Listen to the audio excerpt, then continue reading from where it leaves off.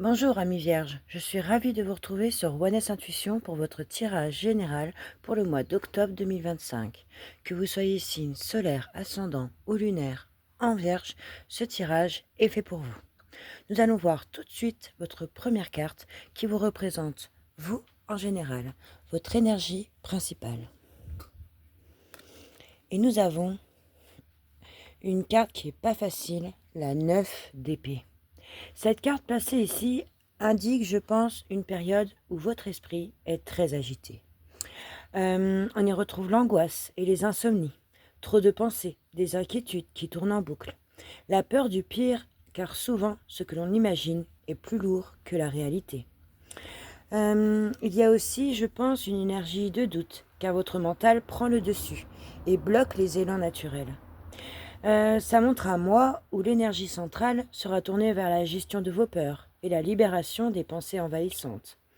Cette carte vous invite à prendre du recul, à remettre les pieds sur terre et à vous rappeler que beaucoup de ces craintes sont amplifiées par votre esprit, pas forcément par les faits.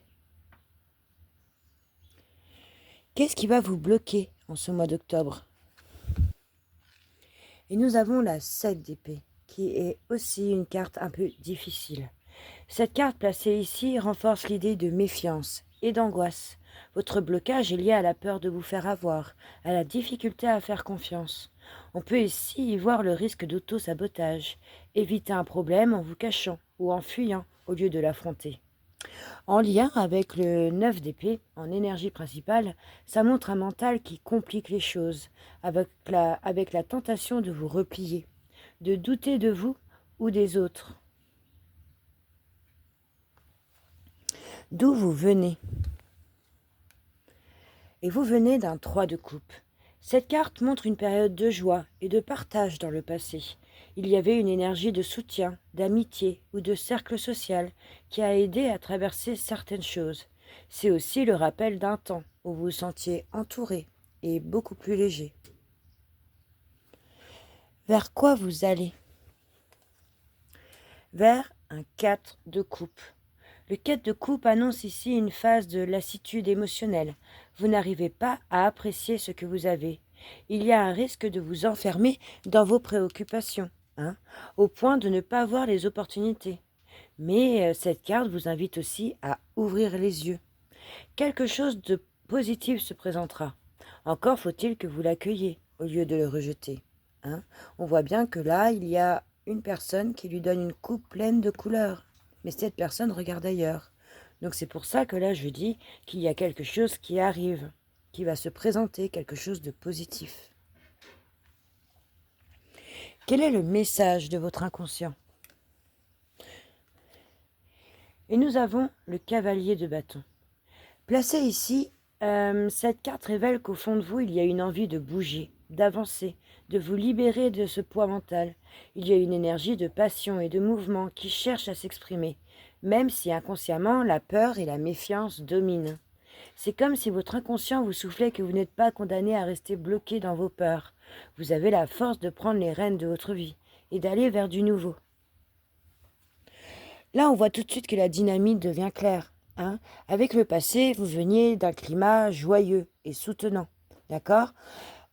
À présent, il y a des inquiétudes et des méfiances qui bloquent l'énergie. Et pour le futur, vous risquez de vous replier et de manquer une chance par découragement ou alors par ennui. Quel est le conseil de votre tarot? Le 5 de bâton. Placé ici et au vu de votre tirage, cette carte vous apporte une clé importante. Elle vous conseille de ne pas fuir le conflit intérieur ou extérieur, mais au contraire de l'affronter. Utilisez les épreuves et les oppositions comme un terrain d'entraînement pour vous renforcer au lieu de vous sentir accablé. Acceptez la compétition et les défis comme une étape nécessaire pour avancer, plutôt que de vous bloquer dans la peur du 9 d'épée ou la méfiance du 7 d'épée. En clair, le conseil est n'ayez pas peur du chaos. Voyez-le comme une opportunité de croissance. Vous, ici, tout de suite, maintenant, comment vous vous sentez? Et nous avons... non, je me suis trompée, pardon, c'est celle-là. Et nous avons la reine de coupe.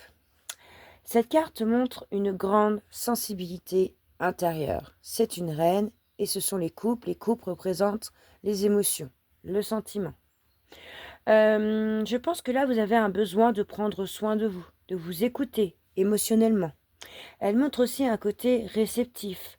Vous sentez beaucoup de choses, hein, parfois trop même, ce qui peut nourrir justement vos inquiétudes. Là, vous vous sentez dans l'émotionnel, mais on sent que vous êtes fragile, hein. Votre mental ne vous laisse pas encore beaucoup de repos. Donc, autour de vous, quelle est l'énergie ou alors quelle est la personne qui vous entoure? Et nous avons donc la 2 d'épée. Donc autour de vous, on sent que là, il y a une attitude de réserve, de distance, ou alors même de neutralité, hein. Votre entourage, là, peut paraître fermé, hésitant, ou même peu impliqué. Cela peut vous donner l'impression de ne pas être totalement compris ou soutenu, ce qui renforce davantage votre tendance à vous replier, hein, avec le 4 de coupe. En clair, là, votre entourage, il vous facilite pas les choses, hein, en cette période, hein. Vous avez besoin de soutien, mais vous l'avez pas forcément, là. Quels sont vos espoirs et vos craintes? Et nous avons l'arcane majeur qui est la justice. Vous espérez, je pense, que la vérité éclate, enfin, que tout soit clair, que l'équilibre soit trouvé. Je pense que vous aspirez à de la transparence, à être reconnu par vos efforts, ainsi qu'à retrouver une stabilité intérieure. En revanche, je pense que vous avez peur que ce verdict intérieur ou extérieur soit beaucoup trop dur pour vous, hein, que la réalité soit trop tranchante, ou alors que l'on vous juge vraiment sévèrement. Je pense que là, vous avez peur des conséquences inévitables, de devoir assumer vos choix, hein. Vous avez peur que la vérité mette en lumière, finalement, ce que vous redoutez le plus. Vers quoi vous allez? Quelle va être l'énergie de votre futur lointain? Et nous avons le 10 d'épée, qui est encore une carte qui nous parle de mental. Les épées représentent le mental. Mais c'est un 10, d'accord?